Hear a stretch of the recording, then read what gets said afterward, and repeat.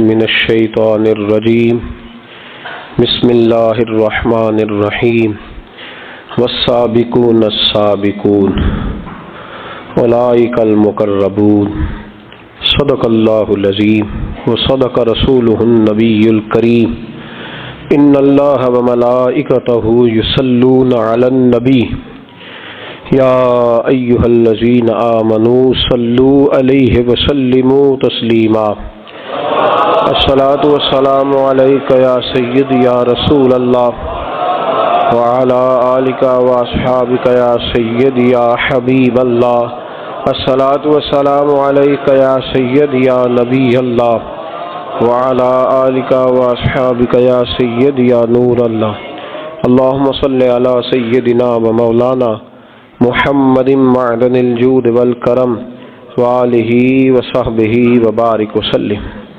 تمام تعریفیں حمد و ثنا اللہ تبارک و تعالیٰ کے لیے اور ہر قسم کے درود و سلام نبی مکرم سید عالم نور مجسم احمد مجتبیٰ جناب حضرت محمد مصطفیٰ اعلیٰ تحیت و ثنا کی ذات والا صفات کے لیے حمد و صلات کے بعد جو لوگ نیکی میں ابتدا کرتے ہیں ان کا شریعت کے اندر بہت زیادہ درجہ ہوتا ہے۔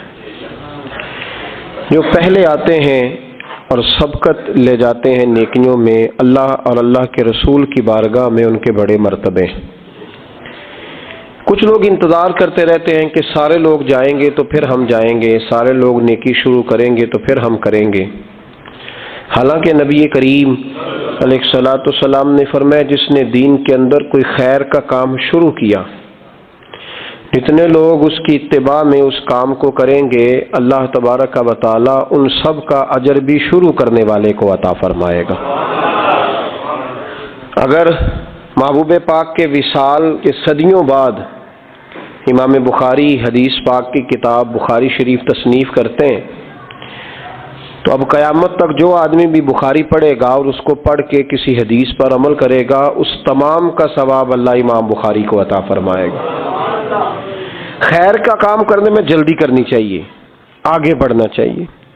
صحابہ کرام علیہم رضوان جلدی کرتے تھے نیکی کرنے میں، آگے نکلنے کی کوشش کرتے تھے۔ ہم بھی جلدی کرتے ہیں لیکن مال جمع کرنے میں، دنیا داری میں۔ صحابہ کرام کی پہل ہوتی تھی خیر کا کام کرنے میں، اللہ کے ولیوں کی پہل ہوتی ہے میں جلدی سے خیر کا کام کر لوں۔ قرآن مجید فرقان حمید نے ان لوگوں کی عظمت بیان کی جنہوں نے دین پہ چلنے پہ پہل کی ہے، آگے نکلیں۔ سورہ واقعہ میں اللہ کریم نے فرمایا والسابقون السابقون، اور سبقت لے جانے والے سبقت لے ہی گئے، آگے نکلنے والے آگے نکل ہی گئے۔ کون ہیں یہ لوگ؟ اولئک المقربون، فرمایا یہ اللہ کی بارگاہ کے قریبی لوگ ہیں جو آگے نکل گئے۔ کچھ لوگ ایسے تھے جو فتح مکہ کے بعد آئے دین میں، کچھ ایسے تھے جو فتح مکہ سے پہلے آئے۔ جو پہلے آئے اللہ نے ان کا درجہ زیادہ بیان فرمایا، قبل الفتح اور بعد الفتح، اس کی اصطلاح قرآن مجید نے بیان فرمائی۔ جو لوگ ابتدا میں آ گئے، جنہوں نے غربتوں میں اسلام کی تنہائیوں میں ساتھ دیا، ان کے درجات زیادہ ہیں۔ لیکن نا بھائی جب انسان کے پاس اللہ تعالیٰ کسی پہ فضل کرے اور اسے رزق حلال کروڑوں میں عطا کر دے، اس وقت کوئی آدمی اس کے لیے 1,00,000 کا بھی تحفہ لے کے آ جائے تو اس کے لیے اتنا معنی نہیں رکھتا کیونکہ وہ خود کروڑ پتی ہے۔ لیکن اس زمانے میں جب اس کے پاس اماں کی دوائی کے پیسے نہ ہوں، اس زمانے میں جب اس کے پاس لاہور جانے کا کرایہ نہ ہو، اس زمانے میں جو آدمی 20 روپے کی مدد کرتا ہے وہ بندہ ساری زندگی یاد رہتا ہے، وہ یاد رہتا ہے۔ لوگ تقاضا کرتے ہیں کہ میں نے 1,00,000 کا تحفہ دیا اسے یاد رکھو۔ اسے کیسے یاد رکھا جائے؟ اب تو وہ کروڑ پتی ہے، اب اس تحفے کی وہ حیثیت نہیں ہے۔ چاہیے یہ تھا کہ جب اسے ضرورت تھی، جب وہ مجبور تھا، جب وہ تنگ دست تھا، جب اس نے خود تجھ سے سوال کیا تھا یار فلان جگہ میں الجھ گیا ہوں تیری تھوڑی سی ضرورت ہے، اس وقت اگر کوئی شخص آگے بڑھتا ہے تو وہ بندہ انسان کو ساری زندگی یاد رہتا ہے، اس کے ساتھ انسان کا وفا کا رشتہ رہتا ہے، اس کے ساتھ انسان پیار کرتا ہے۔ اللہ کریم کے پیارے محبوب سید عالم صلی اللہ علیہ وسلم پر جن لوگوں نے ابتدا میں جانیں قربان کی، آزاد مردوں میں سے سب سے پہلے حضرت ابو بکر صدیق نے کلمہ پڑھا ہے، آزاد عورتوں میں سے سب سے پہلے حضرت سیدہ خدیجہ الکبریٰ نے کلمہ پڑھا ہے، اور بچوں میں سے نوخیز جوانوں میں سے سب سے پہلے مولا علی شیر خدا نے کلمہ پڑھا، اور غلاموں میں سے سب سے پہلے حضرت زید بن حارثہ نے کلمہ پڑھا۔ یہ السابقون الاولون ہیں، ابتدائی لوگ۔ حضرت ابوبکر صدیق کو اللہ نے ایک کمال دیا ہے کہ حضرت ابوبکر صدیق کی 4 نسلیں صحابی ہیں۔ کتنی؟ 4 نسلیں حضور کی صحابی ہیں۔ حضرت ابوبکر صدیق کے والد بھی صحابی ہیں، خود بھی صحابی ہیں، ان کی کچھ ازواج بھی صحابی ہیں، حضرت ابوبکر صدیق کے بچے بھی صحابی ہیں، پوتے اور نواسے بھی حضور کے صحابی ہیں۔ کیسی عظمت ہے، کیسی شان اللہ نے عطا فرمائی۔ صحابی ہونا اس امت کا سب سے بڑا درجہ ہے، اور وہ کیسا شخص ہے جس کا سارے کا سارا گھرانہ ہی صحابی ہے۔ ہم لوگ گھر کے اندر دین کی بات اگر کریں اس انداز میں کہ بچوں میں شوق پیدا ہو، ہم کرتے ہیں ضرورت کے لیے دین کی بات۔ میں کبھی کبھی جب باتیں سنتا ہوں تو میں کہتا ہوں کہ یہ آپ بچوں کو دیندار نہیں بنا رہے۔ جب آپ کہتے ہیں نا بیٹے نماز پڑھنے سے روزی میں برکت ہوتی ہے، تو میں کہہ رہا ہوں آپ نماز کی تو بات ہی نہیں کر رہے، آپ تو روزی کی بات کر رہے ہیں۔ جب آپ کہتے ہیں نا بیٹے سویرے اٹھ کے قرآن پاک پڑھو، جب دکان پہ جاؤ گے تو گاہک زیادہ آئیں گے، تو یہ تو آپ نے گاہکوں کی بات کی، یہ آپ نے قرآن مجید کی بات نہیں کی۔ جب آپ نے کہا نا بیٹا صدقہ دو گے نا تو کوئی مشکل نہیں آئے گی، تو یہ بات صدقے کی نہیں ہو رہی، تو مشکلات سے نجات کی بات ہو رہی۔ تو پلٹ پلٹ کے تو دنیا سنوارنے کی آپ بات کر رہے ہیں۔ دین کی بات گھر کے اندر اس طرح کرو کہ بیٹا ہماری کل کائنات اگر وابستہ ہے تو مدینے والے رسول سے وابستہ ہے، ہمارا جینا مرنا اگر صحیح ہو سکتا ہے تو قرآن پاک کی برکت سے ہو سکتا ہے، ہم اگر بچ سکتے ہیں تو اللہ تبارک و تعالیٰ کی معرفت نصیب ہونے سے بچ سکتے، روحانی زندگی آباد ہونے سے بچ۔ حضرت صدیق اکبر گھر کے اندر جب بات کرتے تھے نا نبی پاک کی غلامی کی تو ذرا کھول کے کرتے تھے۔ اگر وہ احد میں، بدر میں اور مکے کے چوکوں میں حضور کے تذکرے بڑے شوق سے کرتے تھے تو آپ کے بچے کہتے ہیں جب گھر میں مصطفیٰ کی بات کرتے تھے تو پھر بھی ان کی آنکھوں میں آنسو ہی ہوا کرتے تھے۔ حضرت ابوبکر صدیق رضی اللہ تعالیٰ عنہ گھر میں بیٹھتے تو مصطفیٰ کے ترانے پڑھنے شروع کر دیتے، اور آپ کے بچے کہتے ہیں رو کے بات کرتے۔ آج میں حضرت ابوبکر صدیق کی ایک صاحبزادی کا ذکر کرنے والا ہوں، حضرت اسماء بنت ابی بکر صدیق۔ حضرت ابوبکر صدیق کی صاحبزادی ہیں، کہتی میرے ابا جی اس پیار سے گھر میں ذکر کرتے تھے نبی پاک کا کہ میں نے کہا ابا جی اب مجھ سے برداشت نہیں ہوتا، مجھے بھی کلمہ پڑھوائیں، میں نے بھی غلام بننا ہے۔ 16 بندے مسلمان ہوئے تھے، 17ویں نمبر پر حضرت اسماء بنت ابوبکر صدیق نے کلمہ پڑھ لیا۔ 17واں نمبر السابقون الاولون میں سے، پہلے لوگوں میں سے حضرت اسماء کا تذکرہ ہے، ابتدائی لوگوں میں مسلمان ہو گئی، شروع میں بالکل سٹارٹ میں۔ اللہ نے انہیں 100 سال کے قریب عمر عطا فرمائی ہے۔ یہ 1 صدی کا قصہ ہے، 2-4 برس کی بات نہیں۔ اللہ نے 100 سال عمر دی۔ فرماتی ہیں میں 20 سال سے عمر میری کم تھی جب میں نے کلمہ پڑھا تھا۔ توجہ ہے میری بات پر؟ صرف میدان میں نکلنے والے مجاہدوں نے دین کی تبلیغ نہیں کی، ان کو گھر کے اندر تیار کر کے بھیجنے والی ماؤں کا زیادہ حصہ ہے، ان کی بیوی کا زیادہ حصہ ہے جس نے کہا تو دین کی نوکری کر، تیرے پچھلے فرائض میں دیکھ لوں گی، ان کا بھی بڑا کردار ہے۔ دین اسلام پر جس شخصیت نے سب سے پہلے اپنا خون پیش کیا وہ مرد نہیں، وہ ایک عورت ہے۔ حضرت عمار بن یاسر کی والدہ سب سے پہلی شہیدہ ہے، دین کے لیے پہلا خون ایک عورت نے دیا ہے، حضرت سمیہ رضی اللہ تعالیٰ عنہ۔ حضرت اسماء کہتی ہے میں ابھی 20 سال سے میری عمر کم تھی جب میں نے کلمہ پڑھا، اور میں نے اس عالم میں کلمہ نہیں پڑھا کہ جب دین پہ چلو گے تو موجیں لگ جائیں گی، میں نے کلمہ پڑھا کہ سارا مکہ ہمارا مخالف تھا، میں نے کلمہ پڑھا تو میرے گھر کی طرف لوگ سخت نظروں سے دیکھتے تھے، میرے والد روز مار کھا کے آیا کرتے۔ اس حالت میں جناب اسماء، یہ حضرت عائشہ صدیقہ سے 10 سال بڑی تھی عمر میں، ان کی والدہ اور ہیں اور جناب عائشہ کی والدہ اور ہیں، والدہ علیحدہ علیحدہ ہیں، لیکن حضرت صدیق اکبر کی دونوں صاحبزادیاں حضرت اسماء یہ وہ خوبصورت اور پاک باز بی بی ہے کہ جب میرے محبوب پاک غار ثور میں ہجرت کے لیے تشریف لے گئے تو حضرت صدیق اکبر جب جانے لگے، حضرت اسماء کہتی ہے میری اماں کو میرے والد نے طلاق دے دی تھی، چونکہ وہ کلمہ بھی نہیں پڑھتی تھی اور زیادہ کچھ شدت رکھتی تھیں مشرکانہ معاملات میں۔ کچھ لوگ تو کہتے ہیں حضور کے اعلان نبوت سے پہلے ہی جناب صدیق اکبر نے انہیں علیحدہ کر دیا تھا، لیکن حضرت اسماء فرماتی ہیں کہ میرے والد نا مجھ سے ذرا زیادہ محبت کرتے تھے، میرے والد ذرا مجھ سے، کیونکہ میری والدہ موجود نہیں تھی تو حضرت صدیق اکبر زیادہ پیار کرتے۔ لیکن حضرت اسماء کا یہ بھی کمال دیکھیں، بخاری شریف میں حدیث موجود ہے، حضرت اسماء کہتی ہیں میری مشرکہ ماں مجھ سے ملنے آئی کئی سالوں کے بعد، دروازے کے باہر آ کے اماں نے آواز دی اسماء تیری ماں آئی ہے، تو حضرت اسماء تیزی سے اٹھی، ماں ملی ہے نا کئی سالوں کے بعد، لیکن جا کے بغل گیر نہیں ہوئی، بلکہ اماں دروازے پہ تھی تو جناب اسماء نے اندر سے کنڈی لگا لی، دوڑ کے اٹھ کے کنڈی لگائی اور کہا جاؤ حضرت عائشہ صدیقہ کو میرا پیغام دو کہ محبوب سے پوچھ کے بتائیں کہ مشرکہ ماں آئی ہے، اگر نبی پاک کہیں گے تو اماں سے ملوں گی، اس لیے کہ میرا سارا کچھ میرے نبی سے وابستہ ہے، میرا سارا کچھ محبوب کے قدموں سے وابستہ ہے، حضور اجازت دیں گے، یہ بخاری مسلم میں موجود، پھر ملوں گی۔ تو حضرت اسماء کا جب پیغام گیا تو نبی پاک علیہ السلام نے فرمایا وہ مشرکہ ہے تو خود ہی اللہ اس سے پوچھ لے گا، اسماء سے کہو تمہاری تو ماں ہے نا، تم تو ملے نا، میرا ابا جی ظالم ہی بڑا ہے، حضرت جی آپ کو نہیں پتا بڑے ظالم ہیں، انہوں نے میرے ساتھ بڑی زیادتیاں کی ہیں۔ او بھائی، میرے محبوب سے بھی ایک صحابی نے کہا تھا یا رسول اللہ آپ کہتے ہیں والدین کی فرما برداری کرو، تو اگر والدین ظلم کریں، والدین اگر ظلم کریں، میرے محبوب کی زبان سے ایک حرف بھی کبھی فضول نہیں نکلا، بلکہ رب جب فرماتا تھا تو محبوب بولتے تھے۔ اس نے ایک دفعہ کہا حضور اگر والد ظلم کرے، تو نبی پاک نے 3 دفعہ فرما او یظلمو او یظلمو او یظلمو، اگر وہ ظلم بھی کریں ظلم بھی کریں ظلم بھی کریں تو پھر بھی تو نے ماں باپ کی فرما برداری کرنی۔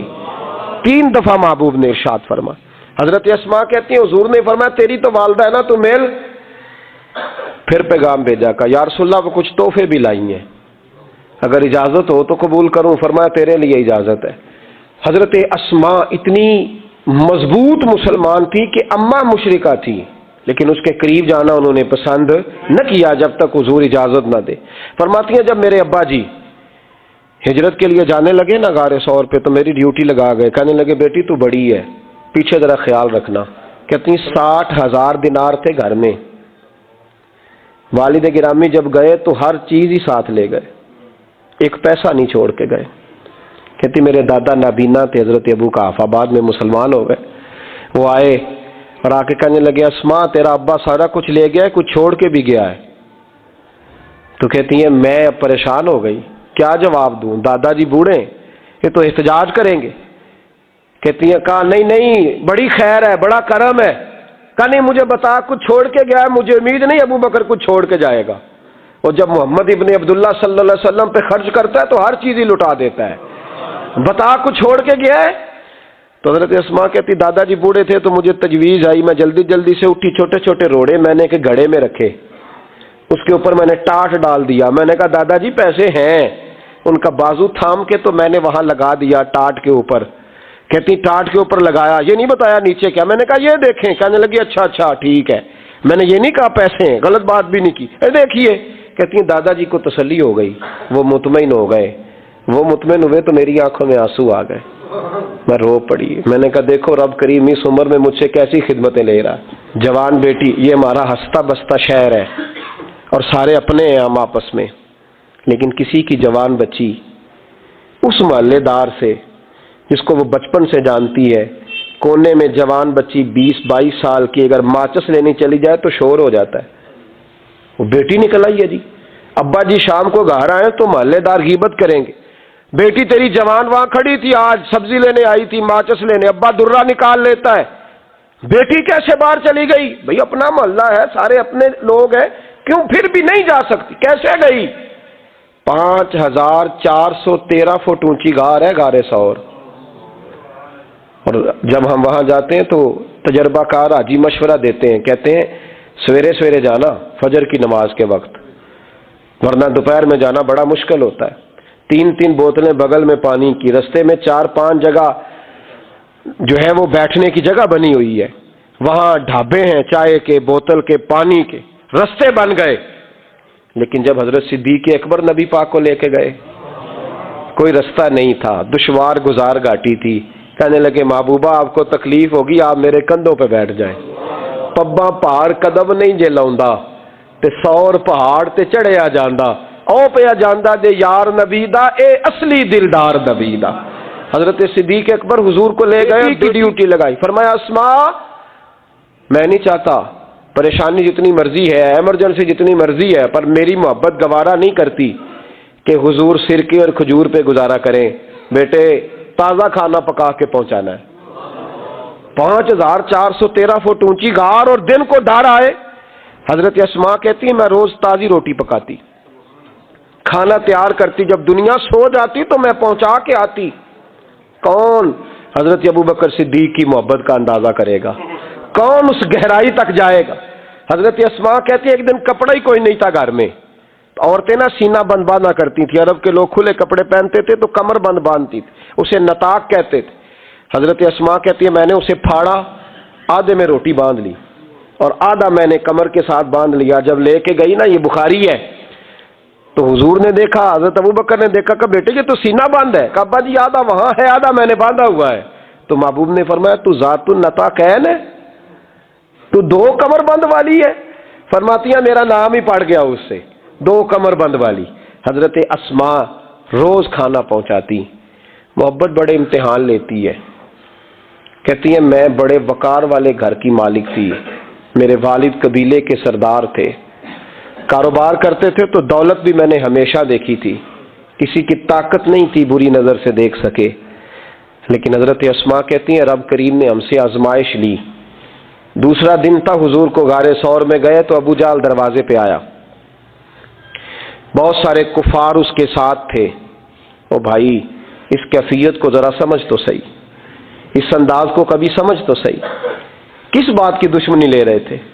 حضرت صدیق اکبر نے کس طرح کے امتحانات دیے؟ سارے کفار کٹھے ہو کے کہتی ہیں میرے دروازے پہ آ گئے، دستک دی، میں باہر آئی، ابو جہل کہنے لگا کہاں گیا ہے تیرا والد محمد ابن عبداللہ کو لے کے صلی اللہ تعالی علیہ وسلم، کہاں گئے؟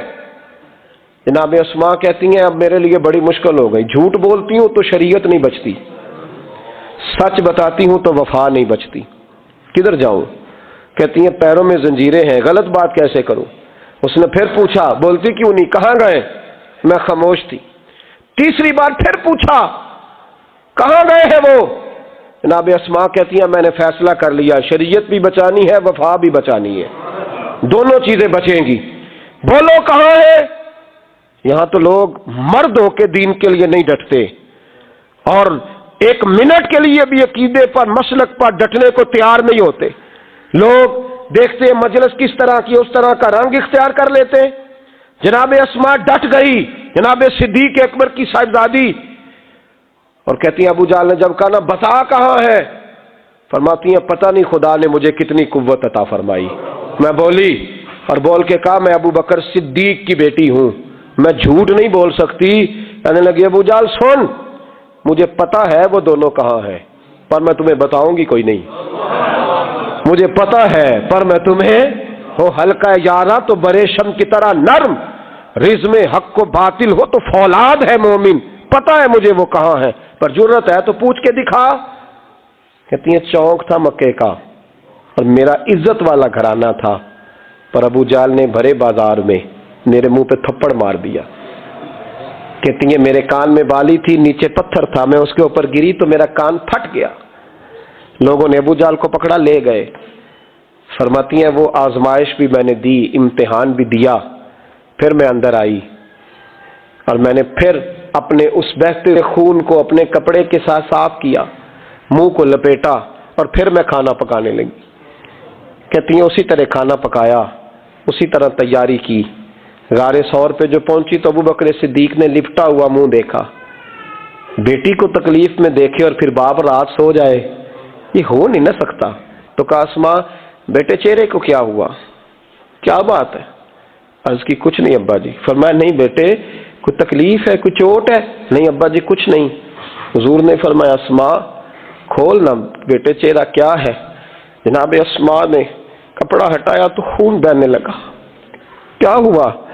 عرض کی حضور کچھ نہیں، ابو جہل آیا تھا، پوچھتا تھا کیا بتاتی، جھوٹ بولتی تو شریعت میں اجازت نہیں تھی، بتا دیتی تو آپ کو تکلیف ہوتی۔ اس نے نا بڑے چوک میں تھپڑ مارا، میرا کان پھٹ گیا، حضور میں نے کچھ بتایا نہیں۔ نبی کریم سید عالم علیہ الصلوۃ والسلام کے ہاتھ اٹھے اور عجیب دعا دی حضور نے، کہ اللہ میں ابو بکر سے اور اس کے گھر سے راضی ہوں، تو بھی ان سے راضی ہو جا۔ حضرت اسماء بنت ابی بکر صدیق رضی اللہ تعالی فرماتی ہیں اس انداز میں قربانیاں دیں۔ پھر ایک وقت آیا، فرماتی ہیں میرے گھر میں دولت تھی، مال تھا، میں نے بڑا کچھ دیکھا تھا، لیکن میرے لیے رشتہ آیا نبی پاک کی پھوپھی کے بیٹے کا، حضرت زبیر بن عوام۔ یہ حضور کی پھوپھی کے بیٹے بھی ہیں، اور جو 10 صحابہ کو حضور نے جنت کی بشارت دی اس میں بھی شامل ہے۔ حضور نے فرمایا میرا حواری ہے زبیر بن عوام، اور 10 مبشرہ صحابہ میں شامل ہے۔ لیکن گھر میں غربت تھی، تنگ دستی تھی، مجبوری تھی۔ جناب اسماء کہتی ہیں میرے ابا جی نے کہا بیٹا تیرے لیے رشتہ آیا ہے۔ میں نے کہا کس کا؟ کہا حضور کی پھوپھی کے بیٹے زبیر بن عوام کا۔ کہتے میں نے تھوڑی دیر کے لیے سوچا کہ وہاں تو بڑی غربت ہے، تو جناب صدیق اکبر نے اگلا جملہ کہا، فرمایا تمہیں پتہ ہے رشتہ بھیجا کس نے؟ کہا ابا جی کس نے؟ کہا مصطفیٰ کریم نے۔ جناب اسماء کہنے لگی پھر آپ کو مجھ سے پوچھنا نہیں چاہیے تھا، پھر حضور نے پسند کیا ہے، محبوب نے، اتنے میرے نصیب۔ حضرت اسماء کہتی ہے میں اس گھر سے گئی تھی جہاں 3 غلام ہر وقت ہوتے تھے، اور یہ بخاری مسلم میں آپ کو ملے گا۔ بیٹیوں کی تربیت ہم کرتے ہیں تو کہتے ہیں او سسرال میں کام کرنا پڑتا ہے، سویرے اٹھنا پڑتا ہے، ایسے کرنا پڑتا ہے۔ سنو جناب صدیق اکبر رئیس مکہ اور مدینہ کی بیٹی فرماتی ہیں میں جب زبیر بن عوام کے گھر میں گئی تو میں آٹا بھی گوندتی تھی، میں کپڑے بھی دھوتی تھی، محبوب نے میرا رشتہ کرایا نا۔ فرماتی ہیں میں چکی بھی پیستی تھی۔ فرماتی ہیں زبیر بن عوام نے گھوڑا رکھا ہوا تھا، وہ جب باہر جاتے تو میں گھوڑے کے لیے چارہ بھی کاٹ کے لاتی تھی، میں اس گھوڑے کو بھی سنبھالتی تھی، میرے ہاتھوں میں چھالے پڑ جاتے۔ ایک دن میرے ابا جی نے دیکھ لیا، ابو بکر صدیق بڑے پریشان ہوئے۔ کہتی ہیں انہوں نے جا کے محبوب کی بارگاہ میں عرض کی حضور اگر آپ اجازت دیں تو میں زبیر کو ایک غلام نہ دے دوں، میری بیٹی کام کرتی ہے، اس کے ہاتھوں میں نے چھالے دیکھیں، ایک غلام نہ دے دوں؟ ڈائریکٹ حضرت زبیر بن عوام سے نہیں کہا کہ تو اتنا کام کراتا ہے، جھگڑا نہیں کھڑا کر دیا۔ کہتی ہیں ایک غلام حضور کے ذریعے جناب ابو بکر صدیق نے بھیجا، اب وہ باہر کے کام سنبھالنے لگا، گھوڑے کو چارہ ڈال دیتا، کچھ سودا صرف لا دیتا۔ کہتی مجھے یوں لگا جیسے میں آزاد ہو گئی ہوں۔ غربت بھی تھی، زبیر بن عوام نیک بڑے تھے پر طبیعت کے ذرا سخت تھے۔ ایک دن ابا جی آئے تو میں نے کہا حضور اور تو کچھ چیز نہیں چاہیے، تھوڑی سختی ہے طبیعت میں۔ تو کہتے ہیں میرے والد نے یہ نہیں کہا میں پوچھوں گا، میں حضور سے بات کروں گا۔ کہنے لگے بیٹی صبر کر، بیٹی صبر کر، تیرا خامد نیک ہے، اگر تو اس کی رضا میں دنیا سے گئی تو رب تجھے بغیر حساب جنت عطا فرما دے گا۔ اور خامد کی پرہیزگاری بھی تو دیکھو نا بھائی، صرف دولتوں کی ضرورت ہے، صرف ان چیزوں کی ضرورت ہے، اس کی پرہیزگاری بھی دیکھو۔ اب اسماء کہتی ہیں اس کے بعد میں نے شکوہ نہیں کیا، اس کے بعد دوبارہ شکوہ، سخی بڑی تھی حضرت اسماء۔ حضرت عبداللہ بن زبیر آپ کے بیٹے تھے، کسی نے ان سے پوچھا کہ آپ کی والدہ کا کیا حال تھا، تو فرماتے میں اماں کو مصلے پہ چھوڑ کے گیا، عبادت کر رہی، عبادت گزار بڑی تھی، مصلے پہ چھوڑ کے گیا۔ فرماتے میں ظہر کے وقت گیا اور عصر کی نماز کے بعد آیا تو میری اماں ابھی بھی مصلے پہ بیٹھی تھی اور رب سے معافیاں مانگ رہی تھی۔ کہتے بڑی سخی تھی، اور میری خالہ سیدہ عائشہ بھی بڑی سخی تھی۔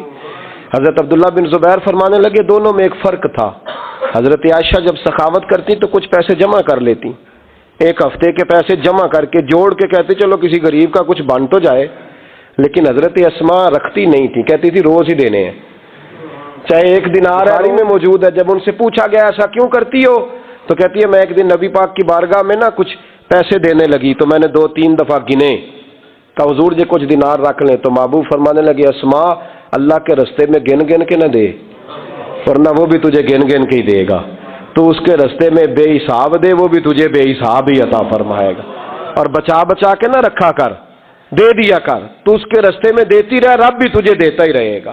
ہم چونکہ گن گن کے دیتے ہیں نا، اس لیے ہم اس فلسفے کو سمجھتے نہیں. گن گن کے دے گے تو گن گن کے ملے گا، بے حساب دو گے تو اللہ بھی بے حساب ہی دے گا.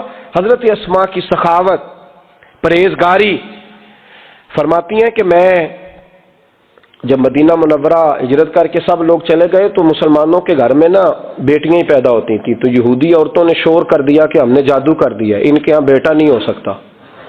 تو جناب اسماء بنت ابی بکر صدیق رضی اللہ تعالیٰ عنہ فرماتی ہیں سب سے پہلا بیٹا مدینے میں اللہ نے مجھے عطا فرمایا.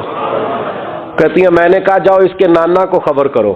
نانے دادے پیار زیادہ کرتے ہیں، نانیاں دادیاں پیار زیادہ کرتے.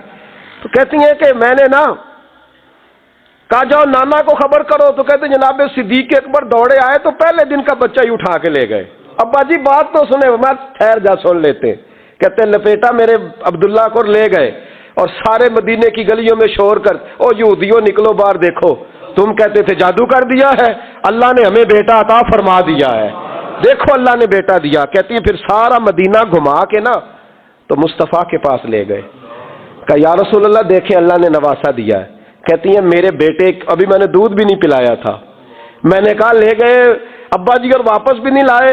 کہتے ہیں حضور کے پاس جب لے کے پہنچے تو نبی پاک نے کھجور منہ میں رکھی، اسے دانتوں کے ساتھ اس طرح چبایا کہ ذرے ذرے میں حضور کا لواب دہن شامل ہو گیا. وہ کھجور حضور کے لواب دہن میں گویا گون دی گئی. فرماتی ہیں اس کو نکال کے تو محبوب نے میرے بیٹے کو گٹی عطا فرمائی، عبداللہ نام رکھا. حضرت اسماء کہتی ہے جب واپس آئے میں نے کہا ابا جی میں نے تو ابھی اسے دودھ بھی نہیں پلایا تھا. تو کہنے لگے مبارک ہو، اس کے سینے میں جو سب سے پہلی غذا گئی ہے وہ میرے نبی کا لواب دہن گیا ہے. حضرت عبداللہ بن زبیر جوان ہوئے، ابھی 7-8 سال عمر کی تھی کہ تو ان کے والد حضرت زبیر بن عوام حضور کے پاس لے گئے. کہنے لگے یا رسول اللہ اسے بیعت بھی کر لیں. محبوب کا بیعت بھی کرا دیا. مسلمان تو پہلے ہی تھے، مسلمانوں کے گھر میں یہ وہی بیعت ہے جو ہم اپنے مشائخ کے ہاتھوں پہ کرتے ہیں. اس کی اتنی اہمیت ہے کہ حضرت زبیر بن عوام نے 6-7 سال کا بچہ بھی محروم نہیں رہنے دیا، حالانکہ کلمہ تو وہ شروع سے پڑھتے تھے. یہ بیعت اگر کلمے کی ہوتی تو وہ تو پہلے پڑھ رہے تھے. یہ وہی بیعت ہے جو ہم اپنے بزرگوں کے ہاتھوں پہ کرتے ہیں کہ کوئی بندہ بغیر مرشد کے اور بغیر پیر کے رہ نہ جائے. حضرت زبیر بن عوام نے بیعت بھی کرا دیا. فرماتی ہیں اب یہی بچے جوان ہوئے. حضرت زبیر بن عوام تو جلدی وصال کر گئے. حضرت عبداللہ بن زبیر فرماتے ہیں میری اماں کی عمر 100 سال کے قریب ہوئی، نابینا ہو گئی تھی دونوں آنکھوں سے. میں کپڑے لا کے دیتا تھا تو حضرت اسماء کا طریقہ یہ تھا کپڑے کو ہاتھ لگا کے دیکھتی. 100 سال کی بوڑھی اماں ہاتھ لگاتی، کہتے بیٹے باریک ہے. محبوب نے بیویوں کو چھپ کے رہنے کا حکم دیا ہے، ان کو نا تھوڑا موٹا کر کے لا. کہتے اماں جی آپ نے ہاتھ سے دیکھا ہے، صحیح ہے آپ پہن لے.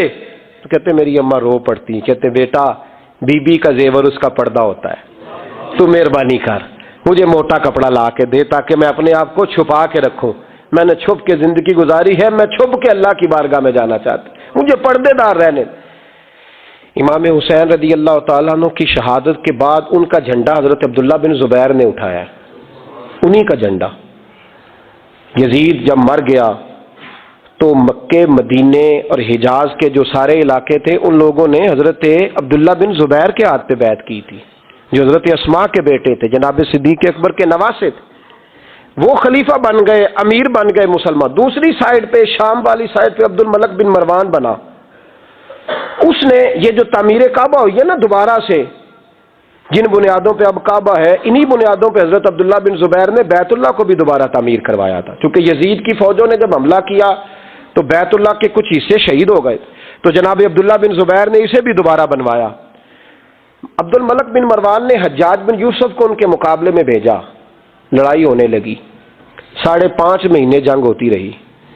حضرت عبداللہ بن زبیر کی فوجیں کچھ تو شہید ہو گئے لوگ، کچھ بکھر گئے، آپ اکیلے رہ گئے. کہتے میری 100 سال کی بوڑھی اماں، میں اماں سے مشورہ کرنے آیا حضرت اسماء سے. بچے اس لیے بزدل ہوتے ہیں کہ باپ انہیں دلیری سکھاتا ہی نہیں. کہتے 100 سال کی بوڑھی اور نابینا اماں، کیوں نہیں بچے جہاد کے لیے تیار ہو رہے؟ مائیں کہتی ہیں شاید گھر میں رہیں گے تو موت نہیں آئے گی، شاید یہ اندر رہیں گے تو بچ جائیں گے. فرماتے 100 سال کی بوڑھی اماں سے جا کے کہا ماں اب تو میں تقریباً اکیلا رہ گیا ہوں، کیا کروں؟ تو کہتے میری ماں کہنے لگی حضرت اسماء بیٹے پہلے تو یہ بتا کہ تو حق پہ ہے کہ نہیں؟ میں نے کہا اماں ہوں تو میں حق پہ. تو کہنے لگی جا پھر میدان میں کھڑا ہو جا اور جا کے لڑ، جب تک رب کو منظور ہوگا تجھے زندگی دے گا. اور بیٹا یاد رکھ جسے شہادت ملتی ہے اسے بھی اللہ کی مدد کے ساتھ ہی ملتی ہے. شہادت بھی اللہ کی مدد سے ملتی ہے. میدان میں جا. تو کہتے میں نے اپنی اماں سے کہا اماں یہ جو حجاج ہے بڑا ظالم ہے، سنا ہے جب کسی کو قتل کرتا ہے تو لاش کے ٹکڑے ٹکڑے کر دیتا ہے، وجود سارا کاٹ ڈالتا ہے. تو کہتے میری اماں میرے کندھے پہ تھپکی دے کے کہنے لگی بیٹے بکرے کو صرف ذبح ہوتے وقت تکلیف ہوتی ہے، جب اس کھال اتاری جائے تو کوئی تکلیف نہیں ہوتی، جب اس کا گوشت بنایا جائے تو کوئی. تو بیٹے گھبرانا نہ، رہنا میدان کے اندر، دیکھنا میں تجھے بھاگتا ہوا نہ سنوں. جا میرا بیٹا اللہ تیری مدد کرے گا. حضرت عبداللہ بن زبیر کہتے ہیں میری ماں کی گفتگو نے میرے وجود کو فولاد کر دیا. فرماتے جذبہ جہاد میری اماں نے میرے سینے میں بھر دیا. جب میں نکلا میدان میں تو حضرت اسماء پھر پکارنے لگی، کہنے لگی عبداللہ یہ یاد رکھنا کہ تم اس کے بیٹے ہو جس کو میرے نبی نے اپنا حواری کہا تھا، اور نبی پاک نے تیرے باپ کو دنیا میں جنت کی بشارت دی تھی. اور یاد رکھنا کہ تیری دادی مصطفیٰ کی سگی پھپھی تھی. اور یہ بھی یاد رکھنا کہ تیرے نانا وہ ہے جنہیں دنیا صدیق اکبر کہتی ہے. اور یہ بھی ذہن میں رکھنا کہ تیری خالہ وہ ہے جو ام المومنین سیدہ عائشہ ہے. بیٹا جب میدان میں لڑنا تو اپنے خاندانی وقار کا ضرور خیال رکھنا. یاد رکھنا تم کون ہو، کس کے بیٹے ہو، کس کے بھانجے، کس کے بھتیجے، کس کے نواسے، خیال رکھنا.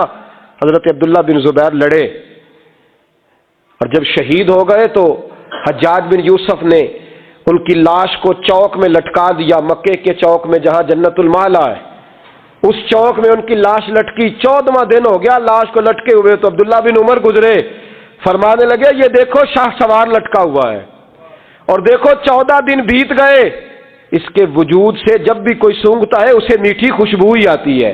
اور عبداللہ بن عمر فرمانے لگے خوشبو کیوں نہ آئے، اس کے وجود میں جو پہلی غذا گئی تھی وہ مصطفیٰ کا لعاب دہن داخل ہوا تھا. 14 دن گزر گئے.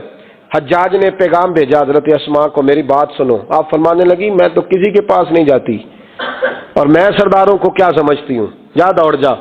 کہنے لگا میں زبردستی بلوا لوں گا. فرمایا طاقت ہے تو بلوا کے دیکھ، میں ابو بکر کی بیٹی ہوں.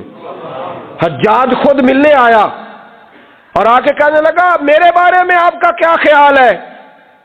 تو حضرت اسماء کہنے لگی خیال کیا ہونا ہے، نبی پاک نے فرمایا تھا میری امت میں ایک کذاب آئے گا، ایک قاتل آئے گا. کذاب مختار سقفی تھا اور قاتل تو ہے. کہنے لگا تجھے پتہ نہیں چلا میں نے تیرے بیٹے کا کیا حال کیا؟ تو حجاج کہتے ہیں ایسا جملہ کا حضرت اسماء نے کہیں میری سوچ ہی بدل دی. میں نے کہا دیکھا میں نے تیرے بیٹے کا کیا حال کیا؟ تو حضرت اسماء کہنے لگی تو نے تو صرف اس کی دنیا خراب کی ہے، اس نے تو تیری آخرت خراب کر دی ہے. تو سمجھ نہیں آئی؟ تو نے دنیا خراب کی، اس نے تو تیری آخرت خراب کر دی، ابھی تو سمجھا نہیں؟ تو کہنے لگا اماں تو بوڑھی ہے، تجھے شاید پتہ نہیں کہ تیرے بیٹے کی لاش لٹکی ہوئی ہے. تو کہتے ہیں حجاج کہتے ہیں حضرت اسماء کہنے لگی شکر ہے اللہ کا، شکر ہے اللہ کا، میرے بیٹا لٹک تو گیا ہے پر کسی ظالم کے آگے جھکا تو نہیں نا، شکر ہے اللہ کا. اور کہنے لگی شاہ سوار لٹکے ہی ہوتے ہیں، جو شاہ سوار ہوتے ہیں وہ سواریوں پہ ہی ہوتے ہیں. حجاج جا. حجاج بن یوسف کہتا جب میں باہر نکلا تو بڑی بڑی تلواریں میرا سر نہیں جھکا سکی تھی، پر حضرت اسماء کے جملوں نے میری گردن جھکا دی. لوگ مجھ سے پوچھتے تھے فاتح کون ہے؟ آپ کے عبداللہ. تو حجاج کہتا ہے نہ میں، اور دوسروں کو تو وہ ماننے کو تیار ہی نہیں تھا نا.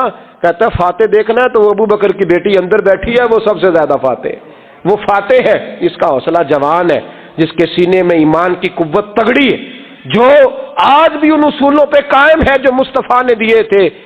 حضرت اسماء اپنے بیٹے کے شہادت کے 3-4 دن کے بعد ہی وصال کر گئیں. 100 سال کی اسماء کا جب جنازہ اٹھا تو پھر دیکھا مکے کے لوگوں نے اور مدینے کے لوگوں نے کہ بادشاہوں کے جنازے میں اتنی خلقت نہیں آتی جتنی اس خاتون کے جنازے میں لوگ آئے. اور لوگ کہہ رہے تھے آج وہ خاتون دنیا سے گئی ہے جس خاتون نے اپنی زندگی کے 80 سال رسول اللہ کے دین کو دیے. بھائی یہ بات آج اس لیے ان کا ذکر، چونکہ ان کا وصال بھی جمادی ثانی میں ہوا، اس لیے چھیڑا ہے.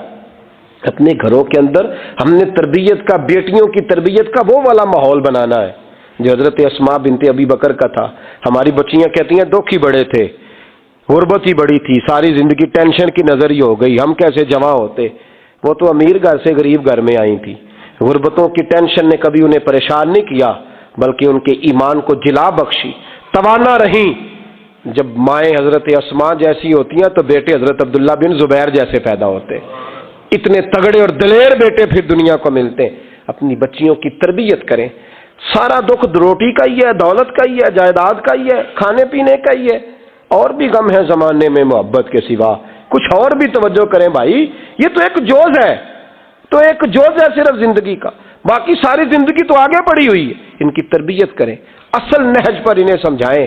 حضرت اسماء نے روشن کردار ادا کیا، تقوی، پرہیزگاری، عبادت، سخاوت، رسول اللہ کی نوکری، نبی پاک کی کامل محبت، اپنے بچوں کی تربیت، حضور کی ہر بات کے ساتھ وفا ان کا ترہ امتیاز رہا. وہ ہمیں سبق دے کے گئیں. اگر دنیا میں زندہ رہنا ہے تو محبوب کے بن کے رہو. زندہ رہو گے، تابندہ رہو گے، پائندہ رہو گے، ہمیشہ مدحت خیر الانام میں گزرے.